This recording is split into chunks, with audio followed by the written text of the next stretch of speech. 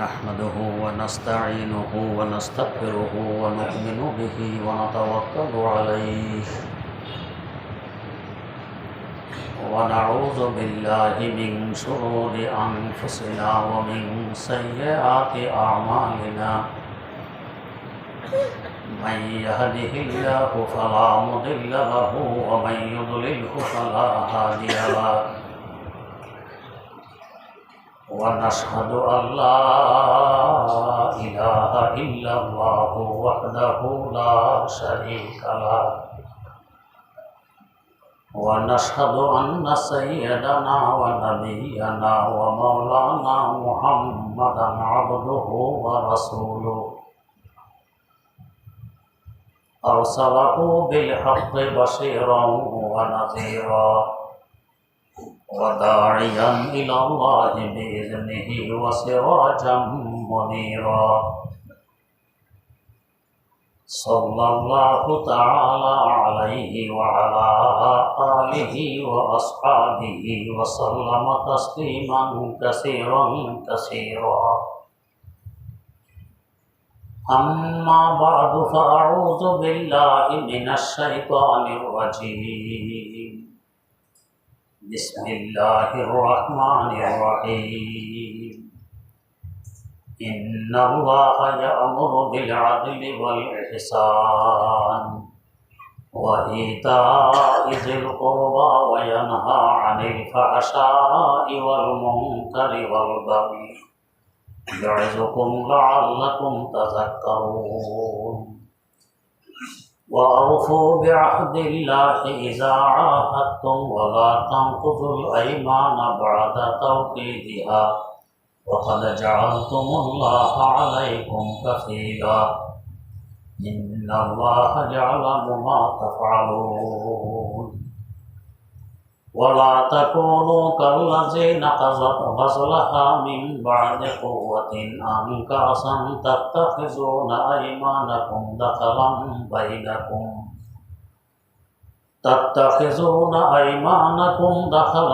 بينكم أن تكون أمة هي أربى من أمة إنما يبلوكم الله به وليبينن لكم يوم القيامة ما كنتم فيه تختلفون صدق الله مولانا العظيم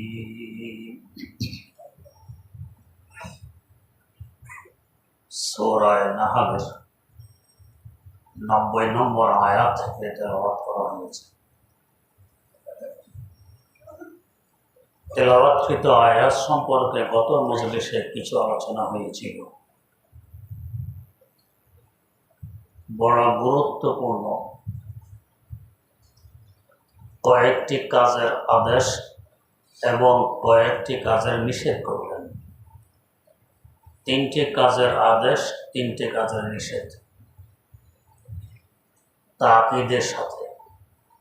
ইন্নাল্লাহ, নিঃসন্দেহে আল্লাহ রাব্বুল আলামিন ইয়া'মুরু বিল আদলি ওয়াল ইহসান, আদেশ করতেছেন ইনসাফের,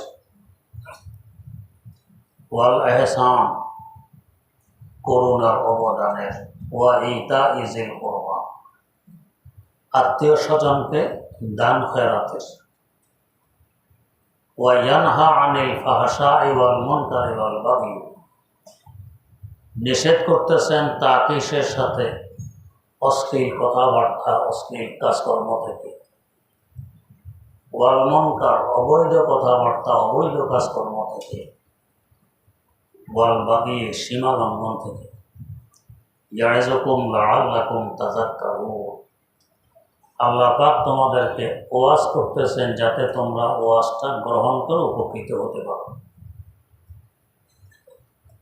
গত মজলিসে আদল তথা ইনসাফ কাকে বলে এই সম্পর্কে কিছু আলোচনা হয়েছে। আল্লাহ রাব্বুল আলামিন যত মাখলুক সৃষ্টি করেছেন, মৌলিকভাবে মাখলুকগুলোকে 4 ভাগে ভাগ করা যায়। 1 নম্বর জামাদাত, জড় পদার্থ। আমাদের দৃষ্টিতে এরা বোঝে না, শোনে না, বলে না, চুপচাপ পড়ে থাকে, মনে করে এদের জীবন নেই, হায়াত নেই। 2 নম্বর, হায়াওয়ানাত, পশু পাখি, গরু ছাগল ইত্যাদি। জীবন আছে, হায়াত আছে, কিন্তু বুঝবুদ্ধি কম নাই এর মতো।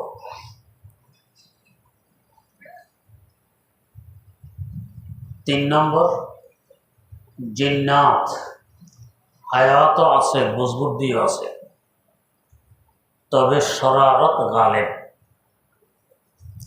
দুষ্টামি করে বেশি।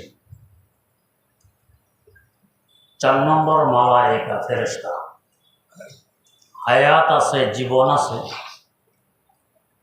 এদের মধ্যে নেকি গালেব, দুষ্টামি নেই, ভালো কাজই করে। আমরা ব্যতীত এই 4 প্রকার মাখলুক। যেহেতু আমাদের সম্পর্কে আলোচনা, তাকে ইনসাফ করার, এই জন্য 4 প্রকার বললাম। আমাদেরকেও সাথে যোগ দিলে 5 প্রকার হবে, যাকে বলে ইনসান। হায়াত আছে, জীবন আছে, বুদ্ধিশুদ্ধিও আছে, সবচেয়ে বেশি। আর যদি বাঙালি হয় তাহলে তার কথাই নেই, কি পরিমাণ বুদ্ধি। রেল লাইনের শিকের নিচে তক্তা দেয়া হয়, একটু পরপর তক্তা। এখন তো পাকা তক্তা দেয়া হয়, আগে ছিল কাঠের। এই তক্তাকে লাইনের শিকের সাথে আটকানোর জন্য লোহার গজাল মাথায় এভাবে ব্যাকা করে দিয়ে আটকে রাখে। এক পাঠান দেখতেছে তক্তা একটা ছুটে গেছে দিয়া, সে এটা নিয়ে যাবে। টানাটানি করতেছে, তক্তা বের হচ্ছে না, কারণ গজালের মাথা যে একটু উপরের দিকে, ওটা লোহার শিকের সাথে আটক হয়ে গেছে। তো যতই টানো আসবে কীভাবে, আসে। এক বাঙালি যাওয়ার পথে দেখতেছে পাঠান এটা নিয়ে টানাটানি করে বের করার জন্য পারতেছে না। দেখেই তো বাঙালি বুঝে ফেলছে কেন এটা বের হয় না। মুঝে দে দো, मैं निकाल के देता हूँ, আমার হাতে দাও, আমি বের করে দিচ্ছি। কোথায় পাঠান, কোথায় বাঙালি, কোনো মিল আছে? কয়েক বাঙালিকে পাঠান এক মুঠের ভিতরে নিয়ে আসতে পারবে। घटो यार मर यार आदमी, मैं कितनी देर से खींच रहा हूँ, नहीं निकाल पाता, तुम क्या खाक निकालोगे? তোমার দম আসে আর যায়, কতক্ষণ থেকে আমি টানাটানি করতেছি, বের করতে পারতেছি না, তুমি কি বের করবো? বাঙালি বলে দেখে তো দেখো, একবার দিয়ে দেখো না পারে কি। পাঠান ছেড়ে দিল। বাঙালি তক্তা হাতে নিয়ে মোচড় দিল, গজালের মাথা গেছে গা আরেক দিকে, এখন তার শিকের সাথে আটক নেই, টেনে বের করে নিয়ে আসে। পাঠান তো এটা বুঝে আসার কথা নয়, বুঝে আসার পাঠান হয় কিভাবে? या अल्लाह तेरे बदन में इतनी ताकत है, इतनी देर से मैं खींच रहा हूँ, नहीं निकाल पाता, इतनी आसानी से तू निकाल। अल्लाह तुम्हार देहे की शक्ति, গোস্ত নাই, এত শক্তি দেহে, কতক্ষণ থেকে আমি টানতেছি এটা বের হয় না, আর তুমি একটানে বের করে নিয়ে আসছো, কি শক্তি। তো এই 4 প্রকার জড় পদার্থ, পশু পাখি, জিন এবং ফেরেশতা, এদের সাথে আমাদেরকে হিসাব করলে আরেক প্রকার হই 5 প্রকার। বুদ্ধিশুদ্ধি অনেক বেশি, বাঙালি হলে তো আর কথাই নেই, কি পরিমাণ বুদ্ধি। প্রত্যেকের হক ভিন্ন। যেগুলো নির্জীব, জীব নয়, এগুলোরও হক আছে। যেমন মাটি জীব নয়, প্রয়োজন পড়লে আপনি মাটিকে কাটুন, অনুমতি আছে। আগুনে পুড়ে ইট বানান, অনুমতি আছে। পানিতে গুলে কাদা বানান, অনুমতি আছে। কিন্তু বিনা প্রয়োজনে কাটবেন, এটার অনুমতি নেই। আগুনেরও মাটিরও জান আছে, সেও ব্যথা পায়। প্রয়োজন বোধে তাকে ব্যথা দেওয়ার অনুমতি মালিক দিয়েছেন। আমাদের দেহে টিউমার, ডাক্তার বলল কেটে ফেলে দিতে হবে। এটা কাটলে ব্যথা পাবো না? পাবো। কয়েকদিন যাবৎ এই ব্যান্ডেজ নিয়ে আমাকে সহ্য করা লাগবে ব্যথা।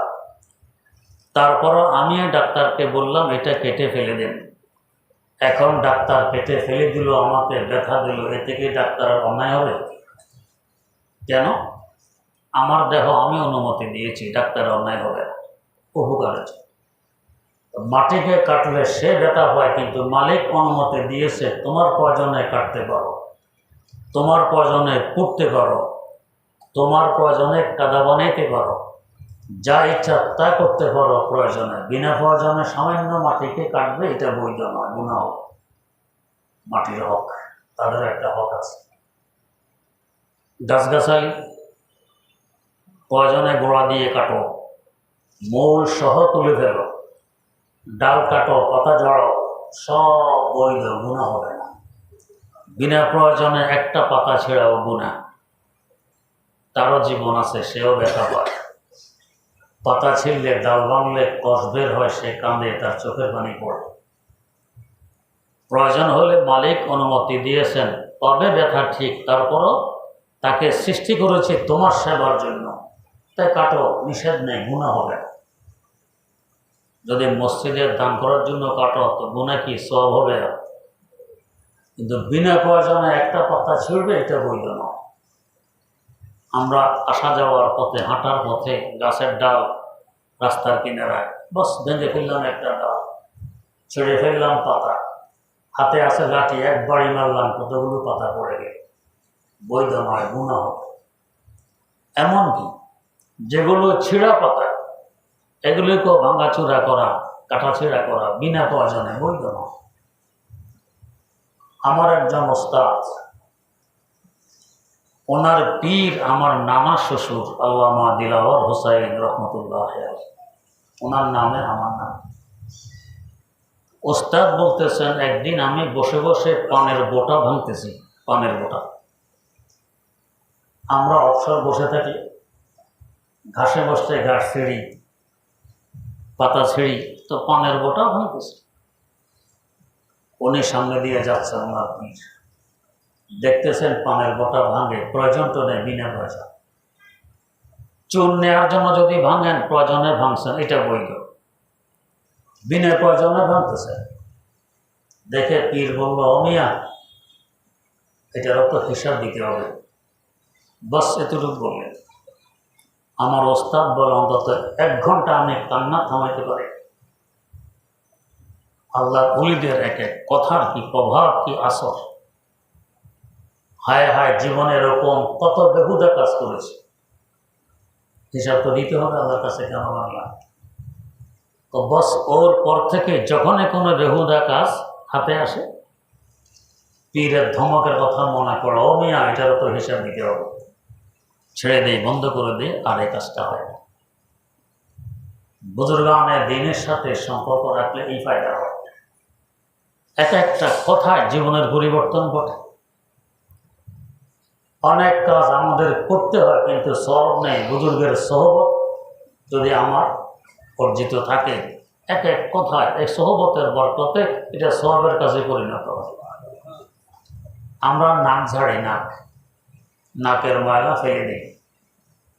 আমার ওস্তাদ, আমার প্রথম পীর হযরত হাফেজ হুজুর রহমতুল্লাহ আলাইহি একদিন বললেন, আমি যে নাকের ময়লা ফেলে নিয়ত করে, আল্লাহ কত পোকামাকড়, পিপিলিকে ইত্যাদি, এরা এগুলো খায়, ওদের খাবার, আল্লাহ ওদের খোরাকের ব্যবস্থা করে দিলেন। নিয়ত করতেছে ওদের খোরাকে। এখন নাক ঝাড়া, নাকের ময়লা ফেলা, এটা হয়ে গেছে ইবাদত।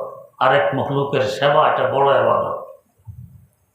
বুজুর্গি বজুজ থাদ মতে খালক নিস, বুজুর্গি বজুজ থাদ মতে খালক নিস, না তসবিহ সাজ্জাদা ও দলক নিস। আল্লাহর মখলুকের সেবা ব্যতীত বুজুর্গ হওয়া যায় না। আসল বুজুর্গ হলো 1000 দানার তসবিহ, চেরা ফাড়া একটা নোকরা পরে কোনো রকম গদ্দিতে বসে আছি, এইটা বুজুর্গি নয়। আল্লাহর মাখলুকের সেবা বড় বুজুর্গ। আমাদের জীবনে একথা মনে আসতো যে নাক ঝাড়ার সময় সব কমাই করা যায়। একজন আল্লাহর ওলির কথায় এটা এখন সবে পরিণত হয়ে গেছে। সব তেমনিভাবে পানি, প্রয়োজনে পানিকে গরম করে আগুনের মতো করতে পারে, নিষেধ নেই। প্রয়োজনে পানিকে ঠান্ডা করে বরফ বানাতে পারে, নিষেধ নেই। প্রয়োজনে পানি দিয়ে পায়খানা পরিষ্কার করতে পারে, নিষেধ নেই। বিনা প্রয়োজনে এক ফোঁটা নষ্ট করবেন, এটাকে বলে তাবজির, অপব্যয়। আপনার গুনাহ হবে, হিসাব দিতে হবে। কোরআনে কারিমে আছে ইন্নাল মুবাজ্জিরিনা কানু ইখওয়ানা শায়াতিন। ফজল খরচি, অপব্যয় যে করে তো সে শয়তানের ভাই। শয়তানের ভাই হওয়া কে চায়? আমি শয়তানের ভাই নাতি হইতে চাই না। সবচেয়ে ঘৃণিত মাখলুক মরদু কে হতে চায়? কিন্তু ফজল খরচি শয়তানের ভাই। আল্লাহ পাক বলতেছে কত বড় ধমকি। এটা বৈধ নয়, এটা পানির হক নষ্ট হবে, প্রত্যেক মাখলুকের হক। হায়ওয়ানাত, গরু ছাগল পশু পাখি ইত্যাদি, এগুলোরও হক আছে।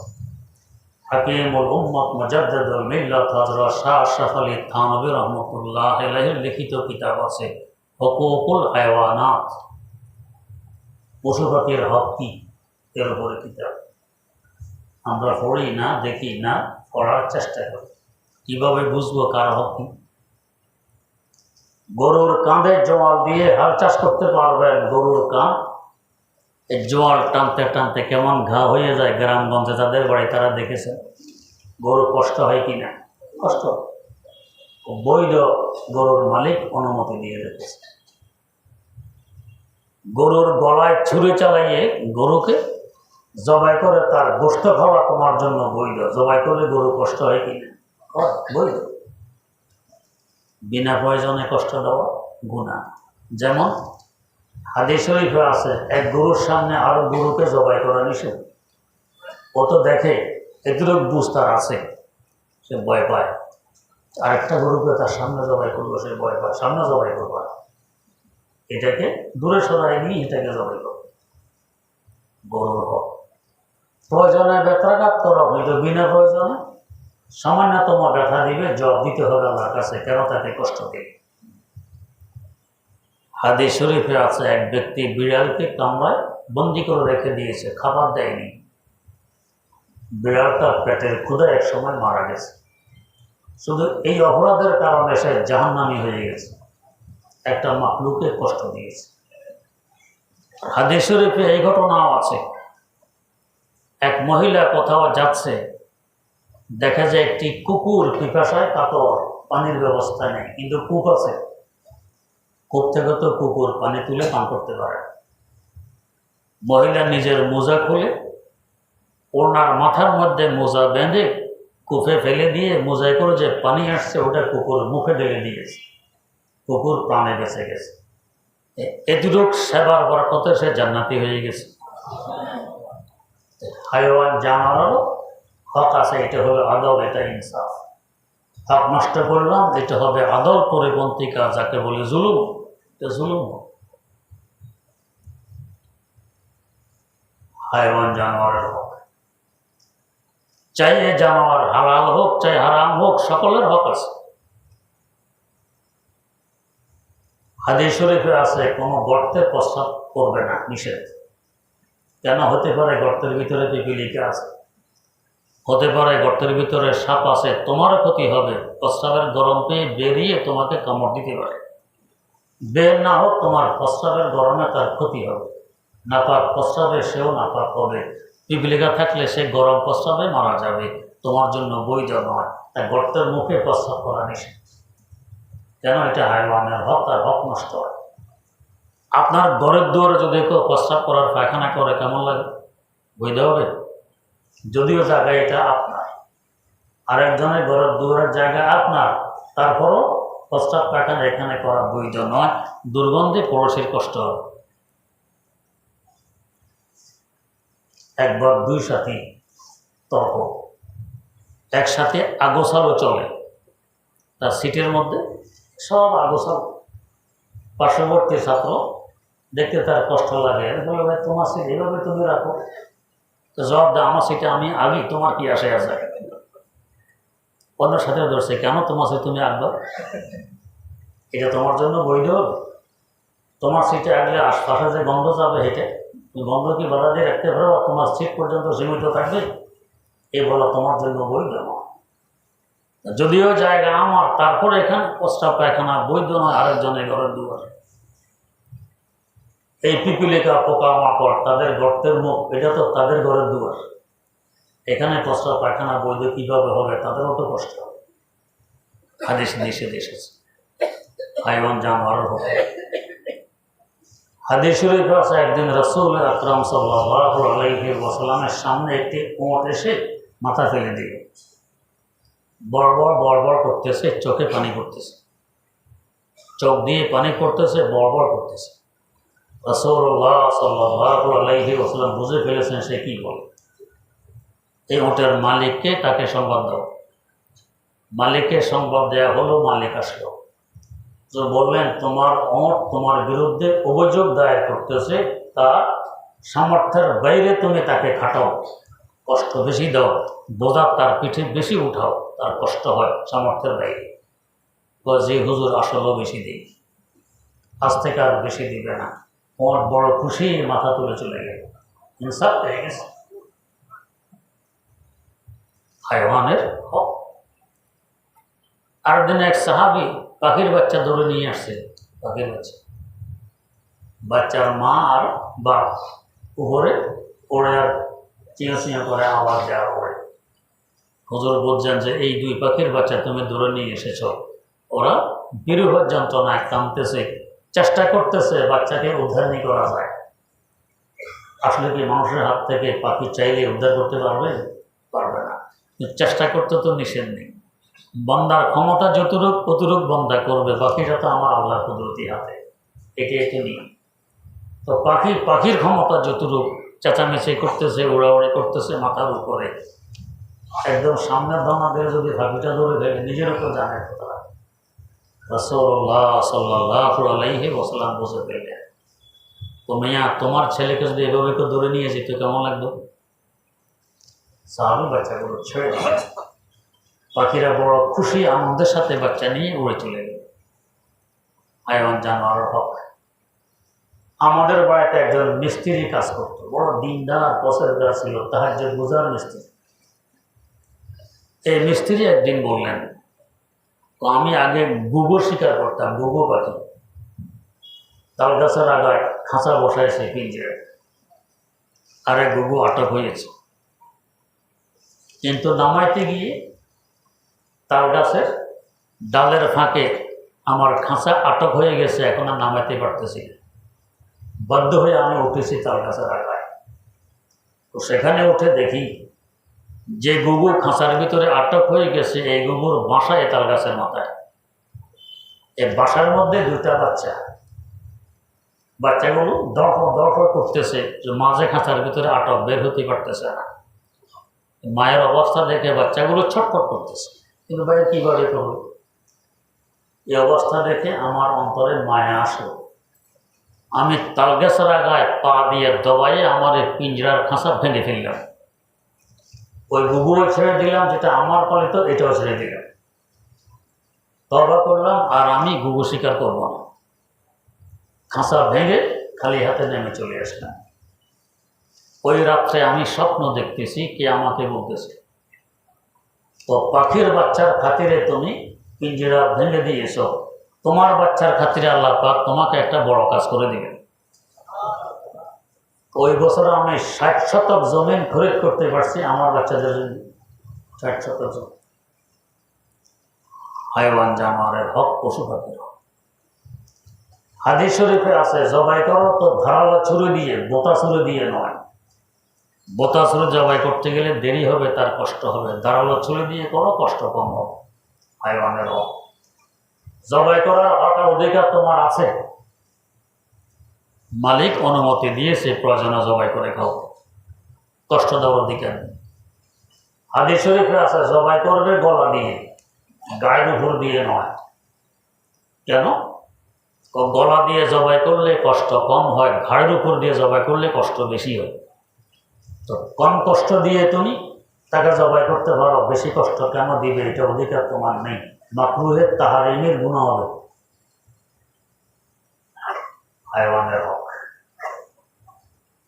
ইসলাম এভাবে হায়ওয়ান জানোয়ারের হক রেখে দিয়েছে। 3 নম্বরে জিন্নাত, জিনভূত ইত্যাদি। এমন কোনো জায়গা নেই যে এরা বসবাস করে না, থাকে না। প্রত্যেকের বাড়িতে আছে, ঘরে আছে, থাকে। তো থাকুক, তোমার ক্ষতি না করলে অসুবিধা কি? থাকুক, তোমার তো ক্ষতি। আর যদি ক্ষতি করে, এখন তাড়ানোর অধিকার আছে, ক্ষতি না করলে অধিকার নেই, সে থাকবে, থাকুক। অনেক সময় উপকারও করে। হাদিস শরীফে আছে আগে এক সময় হাড় দিয়ে মানুষ উলুক ডিলা ব্যবহার করত। নিষেধ করা হয়েছে হাদিস, খবরদার হাড় দিয়ে কেউ ডিলা ব্যবহার করবে না। কেন? এটা জিন্নাতের খাবার।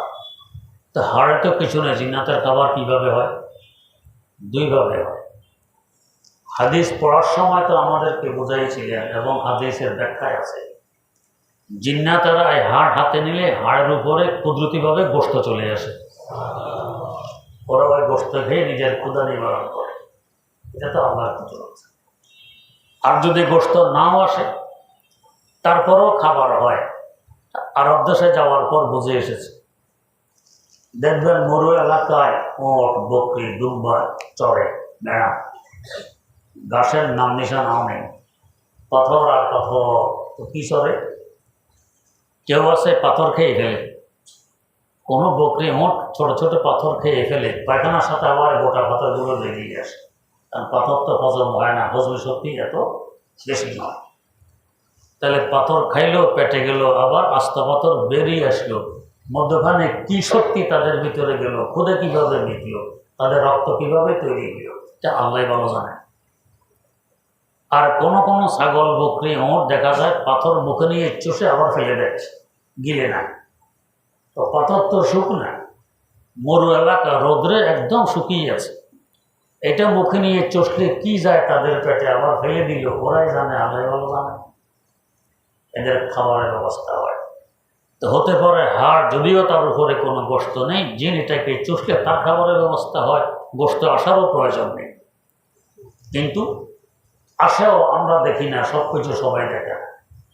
এই যে হাদিসে নিষেধাজ্ঞা আসলো, হাড় দিয়ে ডিলা হিসাবে ব্যবহার করবে না, নাপাক করবে না, এটা আরেক মাখলুকের খাবার, নষ্ট করবে। যদিও তুমি খেয়েছো, এদের অধিকার তোমার আছে, বাকিটা তুমি খেতে পারো নি, নষ্ট করার অধিকার নেই। আমরা খানা খাওয়ার সময় হাড়, কাঁটা ইত্যাদি অনেক সময় এমন এক পাত্রে ফেললাম যে পাত্রে পানিতে ফেলে দিলাম, এটা মাকরুহ, বৈধ না। কেন? এই হাড় আর কাঁটা আরেক মাকরুহের খাবার, স্বাদটা নষ্ট করে দিলাম। একটা হাড় আপনি চিবিয়ে খাইলে যে স্বাদ পাবেন, পানিতে চুবানোর পর চিবিয়ে খেলে ওই স্বাদ থাকবে? থাকবে। তো কুকুর হাড় খায়, বিড়াল কাঁটা খায়, সরাসরি খাইলে যে স্বাদে খেতে পারত, পানিতে ফেলে দেওয়ার পর যখন ফেলে দিলেন, ওটাতে ওই স্বাদ থাকবে না। তাদের খাবারটাকে আপনার বেস্বাদ করে দিলেন, এটা আপনার জন্য বৈধ নয়। আমার দাদা উস্তাদ মুফাসসিরে কোরআন, ফকিহে মিল্লাত আল্লামা মুফতি মোহাম্মদ শফি রাহিমাহুল্লাহ,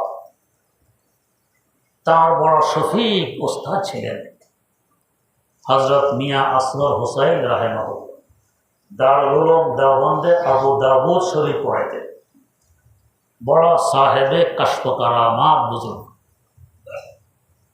আশ্চর্য হবেন, কাহাত সালে দুর্ভিক্ষ দেখা দিয়েছে ইউপিতে, বহুদিন যাবৎ মেঘ বৃষ্টি নেই। ঘোষণা হইল অমক দিন ইস্তেসকার নামাজ হবে, নামাজ পড়াবেন শাইখুল আরবে ওয়াল আজম সৈয়দ হুসাইন আহমদ মাদানী রাহিমাহুল্লাহ। এক তো সৈয়দ বংশের মানুষ, দ্বিতীয়ত দীর্ঘ 18 বছর যাবৎ রোজা পাকের পাশে বসে বুখারী শরীফ পড়াইছেন, সাধারণ কথা নয়। উনি নামাজ পড়াবেন, ঘোষণা। সময় মতো মুফতি শফি রহমতুল্লাহ যেতেছেন মাঠের দিকে, ইস্তেসকা নামাজ হবে। মিয়া আসগর হোসেন রহমতুল্লাহের বাড়ির সামনে দিয়ে রাস্তা, যাওয়ার সময় ভাবলেন ওস্তাদ গেছেন কিনে একটু দেখি।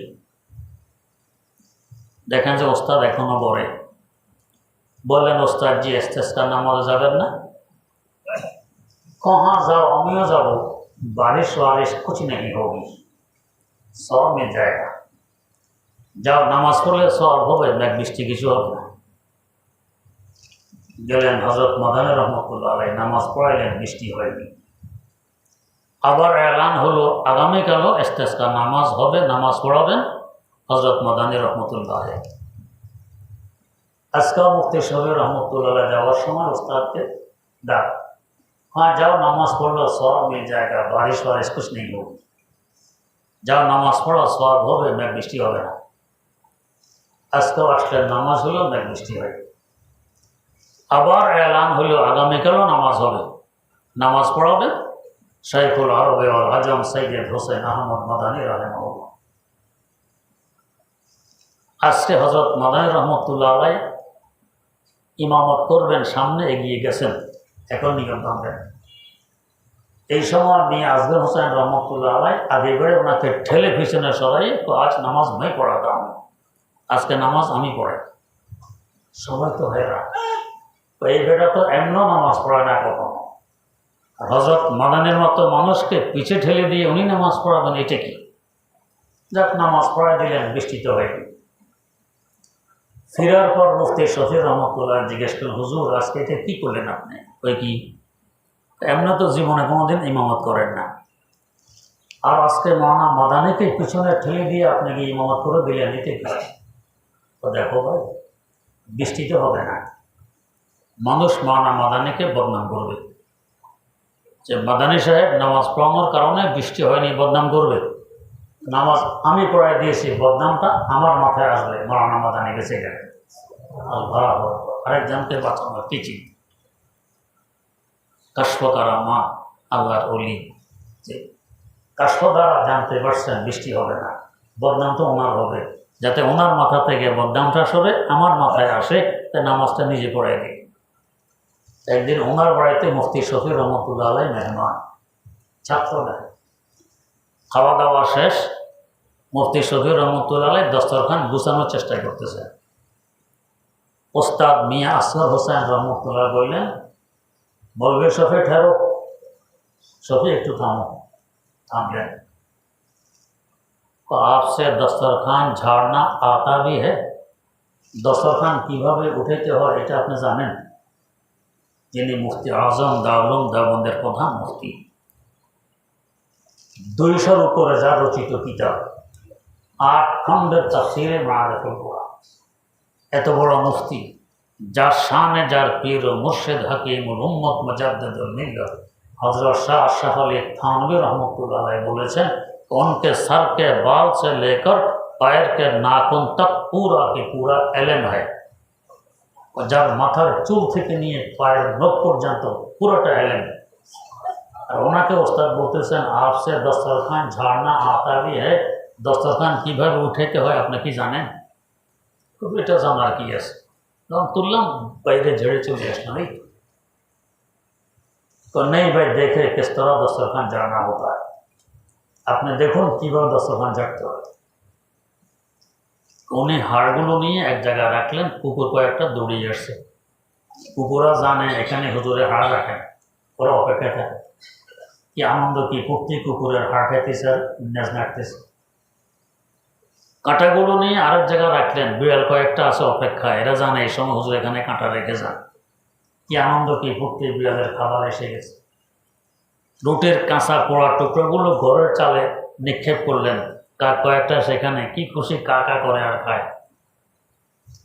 এরপরে যে রুটির গুঁড়ি পড়ে আছে দস্তরখানে, এখানে পিপিলিকা মাটি তুলে রেখেছে, সেখানে ঝাড়লেন, পিপিলিকা মুখে করে করে নিয়ে যাচ্ছে গর্তের ভিতর।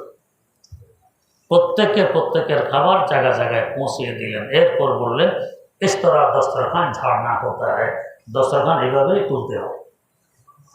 এটাকে বলে হুকুকুল হায়ওয়ানাত, হায়ওয়ানাতের হক। আমি মানুষ যা ইচ্ছা তাকে করতে পারি, পারলে কি করবো?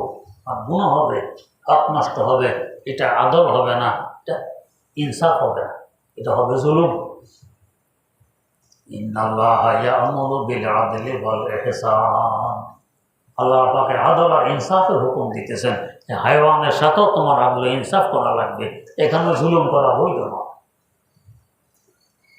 তো জিন্নাত, এদেরও হক আছে, তাদেরকে খামাখা বিরক্ত করা, গোশতের হাড় দিয়ে দিলাকুলুপ হিসাবে ব্যবহার করে ফেলে দিলে তাদের খাবারের নষ্ট হয়, এই হক তোমার নেই। এরপরে আছে ফেরেশতা,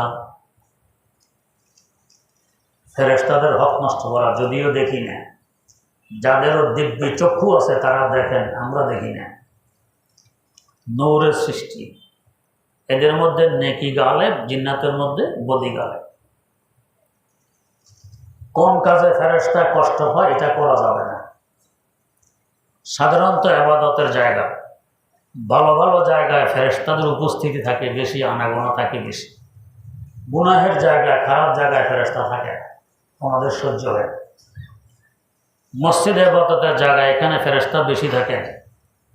আমি বিড়ি খেয়ে চলে আসছি মসজিদে, সিগারেট খেয়ে আসছি মসজিদে, কাঁচা পেঁয়াজ খেয়ে এসে গেছি মসজিদে, এই দুর্গন্ধে ওদের কষ্ট হয়, এ অধিকার আমার নেই ফেরেশতাদেরকে কষ্ট দেয়।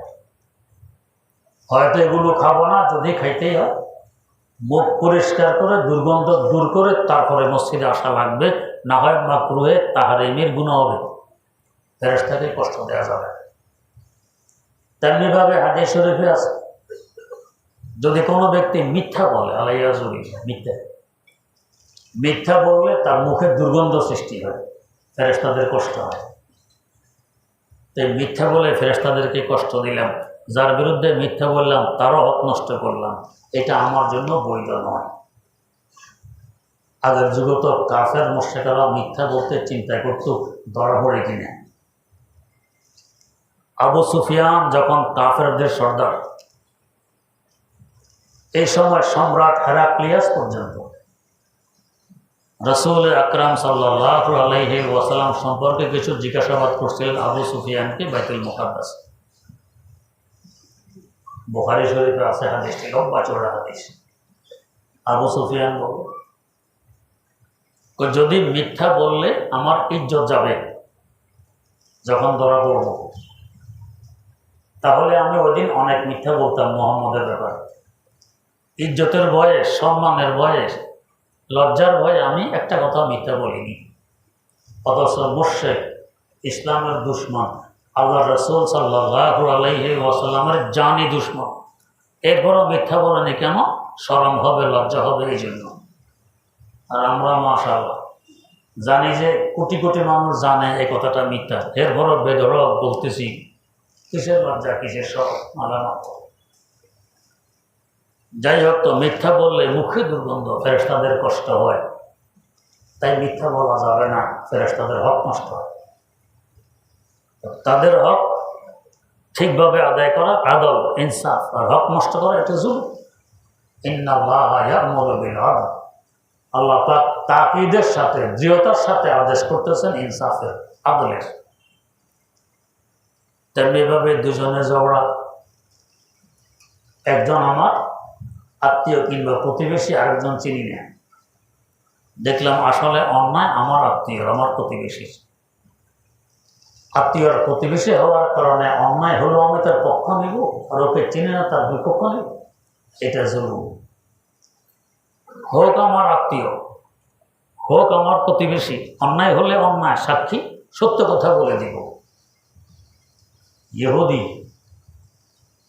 তার একটা লোহার জামা দাবি করছে, এটা তার, আলী মুর্তজা রাদিয়াল্লাহু আনহু দাবি করে এটা আমার। হযরত আলীর লোহার জামা, লোহার পোশাক হারিয়ে গেছে, পাইছেন এক ইহুদির কাছে, দাবি করলেন আমার। কাজী সোরাহের কোর্টে মোকদ্দমা আসছে। হযরত আলী খলিফাতুল মুসলিমিন, সাধারণ কথা, আর সোরাই বিচারক, এখানে বিচার আসছে। হযরত আলী খলিফাতুল মুসলিমিন বাদী, আর ওই ইহুদি হল বিবাদী। আমরা হলে আরেক বাপরে বাপ, আমাদের মন্ত্রী, আমাদের প্রেসিডেন্ট, সাক্ষী মুক্তির দরকারটা কি? জি হুজুর, এটা আপনি নিয়ে যান। কিন্তু বিচারক বললেন কি, বাদীর জন্য সাক্ষী পেশ করা আবশ্যক। এই লোহার পোশাক যে আপনার, সাক্ষী কই? হযরত আলী নিজের ছেলে হাসানকে পেশ করলেন, হাসান সাক্ষী, যেমন এই পোশাক এটা আমার। হাসান সাক্ষী দিল। কাজী সরাই বললেন, হাসান আপনার ছেলে, ছেলের সাক্ষী বাপের সপক্ষে ইসলাম গ্রহণ করে না, এই জন্য সাক্ষী দেওয়া না দেওয়া সমান। এর বাইরে কোনো সাক্ষী আছে? না, বাইরে কোনো সাক্ষী নেই। ইহুদি বলে, ইহুদি এটা যে তোমার, কসম খেতে পারো? কম পারি। ইমান তেমন তো নেই, কসম খাইলে অসুবিধে। বাদী সাক্ষী পেশ করতে না পারলে বিবাদী কসম খাইলে এটা বিবাদীর হয়ে যায়। কাজে সিদ্ধান্ত দিয়ে দিলেন যে এটা তোমার, তুমি নিয়ে যাও। অথচ কাজী বুঝে হযরত আলী মিথ্যা কথা বলে না। তারপরও কাজী বুঝে, বিচারক বুঝে এটা বাস্তবে আলীর, ইহুদির নয়, ইহুদি মিথ্যাবাদী। কিন্তু শরীয়তের দলিল তো আলীর সপক্ষে নেই, আছে শুধু দাবি, দিয়ে দিল ইহুদি। সত্য সামনে আসলে তার প্রভাব না পড়ে থাকে। ইহুদি বলছে, এই যদি ইসলামের বিধান হয়, এই যদি ইসলামের বিধান হয়, কে জাতি কে বিজাতি দেখার বিষয় নয়, দলিল কার পক্ষে আছে কার পক্ষে নেই ওটা দেখার বিষয়। ইসলাম হক না হলে আর কোন ধর্ম হক হবে? ইহুদি সেখানে ইসলাম গ্রহণ করে মুসলমান হয়। এরপরে বলে, হুজুর আসলে এটা আপনার, আপনারটা নিয়ে যান। আলী মুরতাযা রাদিয়াল্লাহু আনহু বলেন, তোমাকে দিয়ে দিলাম, নিয়ে যাও। তো চিন্তা করুন, এটা হলো আদল, এটা হলো ইনসাফ। এখানে কে আমার আত্মীয়, কে আমার প্রতিবেশী দেখার বিষয় নয়, দলিল কার পক্ষে আছে ওটা দেখার বিষয়। এটা হলো আদল, এটা হলো ইনসাফ।